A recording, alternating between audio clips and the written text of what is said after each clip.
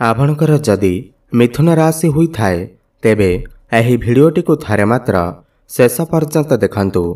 मिथुन राशि व्यक्तिविशेष मानकर जीवन एही सावित्री अमावास्या ठारू बदलिबाकू जाउअछि। कारण ग्रह नक्षत्र मानकर चलन रे गोटे बहुत बड़ परिवर्तन हेबाकू जाउअछि, जहाद्वारा एमानकर जीवन रे चलिथिबा समस्त दुख कष्ट एवं समस्यार अंत हेबाकू जाउअछि एवं पुणी थरे खुशी फेरिबाकू जाउअछि। देखंतु, देवगुरु बृहस्पति, राहु एवं केतु, बुध एवं सूर्यंकर राशि परिवर्तन हेबाकू जाउअछि, जहाद्वारा आपणकर जीवन रे किछि बड़ हेबाकू जाउअछि। एही सावित्री अमावास्या ठारू आपणकर जीवन रे चलिथिबा समस्त दुख कष्टर अंत हेबाकू जाउअछि। पुनर्बार आपणकर जीवन रे खुशी फेरिबाकू जाउअछि। तेबे आसंतु जानिबा एही सावित्री अमावास्या ठारू आपणकर जीवन रे कौन सबु बड़ परिवर्तन हेबाकू जाउअछि। एहा पूर्वरु जदि आपणकर भी मिथुन राशि होइथाए एवं आपण भी ईश्वर को सच्चा हृदय भक्ति करती विश्वास करती तेबे एही भिडियोटी को लाइक करी कमेंट बॉक्स रे जय मां सावित्री, जय मां लक्ष्मी अवश्य लिखि दियंतु। देखंतु, ग्रह मानकर स्थिति खराब थिबा हेतु पूर्वरु आपणकर स्वास्थ्य खराब रहुथिला, धन जनित समस्या देखा देउथिला। बृहस्पति आपणकर द्वादश रे थिबारु आपण ऋण नेइथिले किंतु ऋण सुझी पारु नथिले। ऋणर भार आपणकर ऊपर बढ़ी जाइथिला। गृह परिवार रे खुशीर वातावरण नथिला। शिक्षा क्षेत्र रे समस्या देखा देउथिला। आपणकर अननेसेसरी खर्च हेउथिला। समाज रे आपणकर मान सम्मान नथिला। आपणको चाकरी प्राप्ति होई पारु नथिला। संतान संतति पाई आपण चिंतित थिले। आपणकर व्यापार वाणिज्य रे लॉस हेउथिला। प्रेम जीवन रे मध्य समस्या देखा देउथिला। तेबे एही भली जहाँ भी समस्या आपणकर जीवन रे चालुथिला ताहा एबे दूर हेबाकू जाउअछि। एही सावित्री अमावास्या ठारू आपणकर जीवन रे पुणी थरे खुशी फेरिबाकू जाउअछि। आपणक जीवन रे नूतन सूर्य उदय हेबाकू जाउअछि। देखंतु, सबुठारु बड़ परिवर्तन एहा अटे कि बृहस्पति आपणक राशि को चलन करुछंती, आपणकर लग्न को चलन करुछंती। शास्त्र अनुसार यह अत्यंत शुभ होइथाए एवं गुरु एठारे बसी आपणकर पंचम, सप्तम एवं भाग्यर भाव माने नवम भाव को देखुछंती। गुरु प्रथम भाव रे बसिबार माने हेला पूर्वर जदि आपणकर किछि स्वास्थ्य जनित समस्या लागि रहिथिला, कोनोसी रोग बारंबार आपणको हेउथिला किंतु छाड़ीबार ना धरु नथिला, तो समस्त स्वास्थ्य जनित समस्यारू आपणको मुक्ति मिलिजिब। आपण स्वास्थ्यवान अनुभव करिवे। समाज रे आपणको मान सम्मान प्राप्ति हेब, जस कीर्ति प्राप्ति हेब। आपणकर लोक संपर्क बढ़िजिब। गुरु हेउछंती समस्त देवता मानकर गुरु। आपणकर भितरे ज्ञान बढ़िब एवं बुद्धि बढ़िब।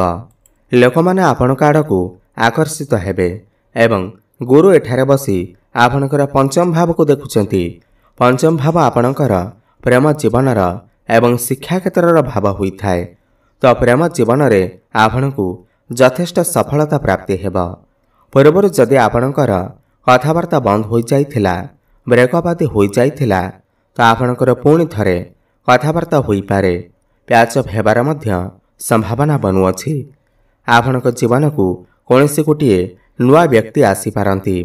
जो माने सिंगल अछंती सेमानकू नूतन पार्टनर मध्य मिली पारंती एवं आपणकर भल पाइबा विवाहर रूप मध्य नहीं पारे। एह सावित्री अमावास्या परे जो माने अविवाहित अछंती, जो मानकर विवाह बयस होई गलानी, सेमानकर घर को विवाह प्रस्ताव मान आसी पारे एवं विवाह फाइनाल मध्य होई पारे।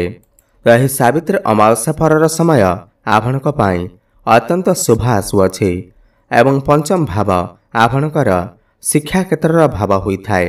विद्या क्षेत्र रे आपण यथेष्ट उन्नति करिवे, काहेकि ना विद्यार कारक ग्रह, ज्ञानर कारक ग्रह आपणकर पंचम भाव को देखुछंती। आपणकर ज्ञान बढ़िब, बुद्धि बढ़िब। ज्ञान एवं बुद्धि बल रे आपण आपणकर शिक्षा क्षेत्र रे ବହୁତ ଅଧିକ ଉନ୍ନତି କରିବେ। ଆପଣ କୌଣସି ଉଚ୍ଚଶିକ୍ଷା କରିବା ପାଇଁ ବାହାରକୁ ଯାଇପାରନ୍ତି କିମ୍ବା କୌଣସି ନୂତନ ସ୍ଥାନରେ ଆଡ଼ମିସନ୍ ନେଇପାରନ୍ତି। ଭଲ ଜାଗାରେ ଆପଣଙ୍କର ଆଡ଼ମିସନ୍ ହୋଇପାରେ।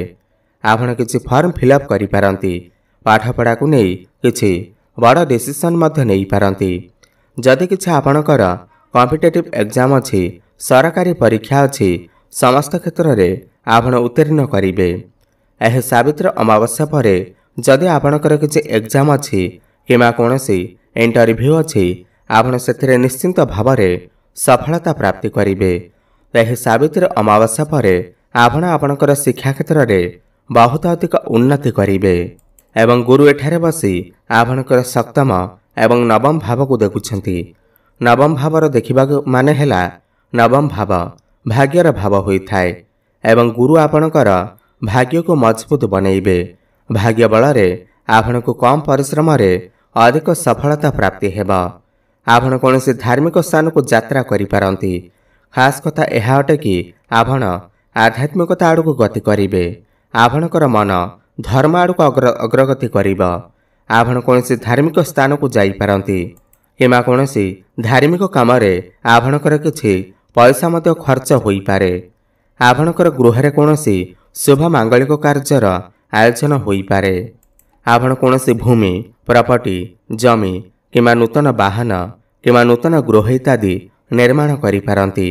ଯେଉଁ ବ୍ୟକ୍ତିବିଶେଷମାନେ ସେୟାର ମାର୍କେଟ, ଷ୍ଟକ୍ ମାର୍କେଟ ଏବଂ ଟ୍ରେଡିଂରେ କାମ କରୁଛନ୍ତି, ସେମାନଙ୍କୁ ଆକସ୍ମିକ ଭାବରେ ଧନ ମଧ୍ୟ ପ୍ରାପ୍ତି ହେବ। ଏହି ସାବିତ୍ରୀ ଅମାବାସ୍ୟା ପରେ ଆପଣଙ୍କର ଧନରେ ବୃଦ୍ଧି ଆସିବ।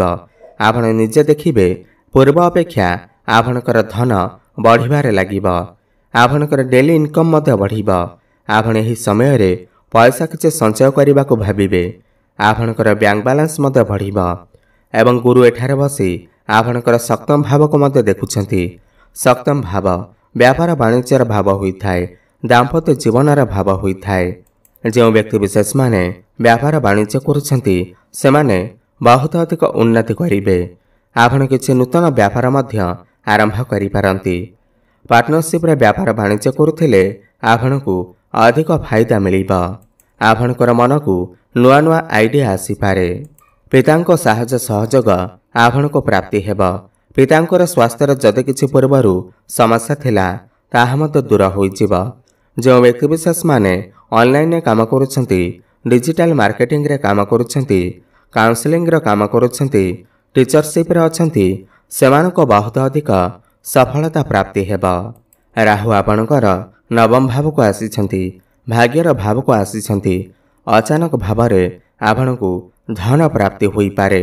କୌଣସି ଗୁପ୍ତ ଧନ ମଧ୍ୟ ଆପଣଙ୍କୁ ପ୍ରାପ୍ତି ହୋଇପାରେ। ଆପଣଙ୍କର ଘର ପରିବାରରେ ହସଖୁସିର ଲହରୀ ଲାଗି ରହିବ। ଘରକୁ କୌଣସି ନୂତନ ଅତିଥି ମଧ୍ୟ ଆସିପାରନ୍ତି। ଯେଉଁ ଦମ୍ପତିମାନେ ସନ୍ତାନର କାମନା କରୁଥିଲେ, ତ ସେମାନଙ୍କୁ ଏହି ସାବିତ୍ରୀ ଅମାବାସ୍ୟା ପରେ ସନ୍ତାନ ସୁଖ ମଧ୍ୟ ପ୍ରାପ୍ତି ହୋଇପାରେ। ଦେଖନ୍ତୁ, ଆପଣଙ୍କର ଦଶମ ଭାବରେ ଶନି ଏବଂ ଶୁକ୍ର ବିରାଜମାନ ଅଛନ୍ତି। ଦଶମ ଭାବ କ୍ୟାରିୟରର ଭାବ ହୋଇଥାଏ, କର୍ମର ଭାବ ହୋଇଥାଏ। ତ କର୍ମକ୍ଷେତ୍ରରେ କିଛି ନା କିଛି ବଡ଼ ପରିବର୍ତ୍ତନ ଅବଶ୍ୟ ଘଟିବ। ଶନି ଏଠାରେ ବସି ଶଶ ନାମକ ରାଜଯୋଗ ବନଉଛନ୍ତି। ଯେଉଁମାନଙ୍କ ପାଖରେ କୌଣସି ବି ଚାକିରି ବାକିରି ନାହିଁ, ତ ସେମାନଙ୍କୁ ନୂତନ ଚାକିରି ମଧ୍ୟ ପ୍ରାପ୍ତି ହୋଇପାରେ। କୌଣସି MNC କମ୍ପାନୀରୁ ଜବ୍ ଅଫର ମଧ୍ୟ ଆସିପାରେ ଏବଂ ଯେଉଁମାନେ ବି ପୂର୍ବରୁ ଚାକିରି କରିଛନ୍ତି, ସେମାନଙ୍କର ପ୍ରମୋସନ୍ ହେବାର ମଧ୍ୟ ଯୋଗ ବନୁଅଛି। ଆପଣ ଆପଣଙ୍କର କର୍ମକୁ ନେଇ ବିଦେଶ ଯାତ୍ରା ମଧ୍ୟ କରିପାରନ୍ତି। ଉପର ଅଫିସରଙ୍କର ସପୋର୍ଟ ଆପଣଙ୍କୁ ପ୍ରାପ୍ତି ହେବ। ସୂର୍ଯ୍ୟ ଏବଂ ବୁଧ ଆପଣଙ୍କର ଦ୍ୱାଦଶ ଭାବରେ ବୁଧାଦିତ୍ୟ ରାଜଯୋଗର ନିର୍ମାଣ କରୁଛନ୍ତି। ଯେଉଁ ବ୍ୟକ୍ତିବିଶେଷମାନେ ପୂର୍ବରୁ ବିଦେଶ ଯିବାକୁ ଚାହୁଁଥିଲେ, ତ ସେମାନଙ୍କର ସେହି ଇଚ୍ଛା ନିଶ୍ଚିନ୍ତ ଭାବରେ ପୂର୍ଣ୍ଣ ହେବ। ବିଦେଶରେ ରହି ଯଦି ଆପଣ କିଛି କାମ କରୁଛନ୍ତି, କିଛି ବ୍ୟବସାୟ କରୁଛନ୍ତି, ତେବେ ଆପଣଙ୍କୁ ଅଧିକ ସଫଳତା ପ୍ରାପ୍ତି ହେବ। ଆପଣ ଯଦି ପୂର୍ବରୁ କିଛି ଋଣ ନେଇଛନ୍ତି, ଋଣକୁ ଶୁଝିବାରେ ସକ୍ଷମ ହୋଇପାରୁନାହାନ୍ତି, ତ ସମସ୍ତ ଋଣ କରଜରୁ ଆପଣଙ୍କୁ ମୁକ୍ତି ମିଳିଯିବ। କୋର୍ଟ କଚେରୀରେ ଯଦି କିଛି ଆପଣଙ୍କର ମାମଲା ଚାଲିଅଛି, ତ ମାମଲା ଆପଣଙ୍କ ସପକ୍ଷରେ ଯାଇପାରେ। ବୈବାହିକ ଦାମ୍ପତ୍ୟ ଜୀବନ ମଧ୍ୟ ସୁଖମୟ ବ୍ୟତୀତ ହେବ। ପରସ୍ପର ମଧ୍ୟରେ ସମ୍ପର୍କ ବହୁତ ଭଲ ରହିବ। ଆପଣ କିଛି ବଡ଼ ଡିସିସନ୍ ନେଇପାରନ୍ତି। ଫ୍ୟାମିଲି ପ୍ଲାନିଂ କରିପାରନ୍ତି। ସନ୍ତାନ ସୁଖ ମଧ୍ୟ ଆପଣଙ୍କୁ ପ୍ରାପ୍ତି ହେବ। ତ ମୋଟାମୋଟି ଦେଖିବାକୁ ଗଲେ ଏହି ସାବିତ୍ରୀ ଅମାବାସ୍ୟା ପରେ ଆପଣଙ୍କୁ ସମସ୍ତ କ୍ଷେତ୍ରରେ ସଫଳତା ପ୍ରାପ୍ତି ହେବାକୁ ଯାଉଅଛି। ତାହା ଶିକ୍ଷା କ୍ଷେତ୍ରରେ ହେଉ, ପ୍ରେମ ଜୀବନରେ ହେଉ, ଭାଗ୍ୟରେ ହେଉ, କ୍ୟାରିୟର କ୍ଷେତ୍ରରେ ହେଉ, ସମସ୍ତ କ୍ଷେତ୍ରରେ ଉନ୍ନତି କରିବାକୁ ଯାଉଛନ୍ତି।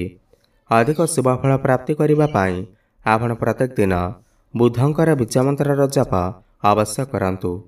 ଓମ୍ ବ୍ରାଂ ବ୍ରିଂ ବ୍ରଂ ସହ ବୁଦ୍ଧାୟ ନମଃ 108 ଥର ପ୍ରତ୍ୟେକ ଦିନ ଜପ କରନ୍ତୁ। ଶୁଭଫଳ ପ୍ରାପ୍ତି ହେବ। ପ୍ରଭୁ ଗଣେଶଙ୍କର ଆରାଧନା କରନ୍ତୁ ଏବଂ ପ୍ରତ୍ୟେକ ବୁଧବାର ଦିନ ଗୋମାତାଙ୍କୁ ସବୁଜ ଚାରା ଖାଇବାକୁ ଦିଅନ୍ତୁ। ଶୁଭଫଳ ପ୍ରାପ୍ତି ହେବା ସହିତ ଆପଣଙ୍କର ଭାଗ୍ୟରେ ଉନ୍ନତି ଆସିବ। ଧନ୍ୟବାଦ।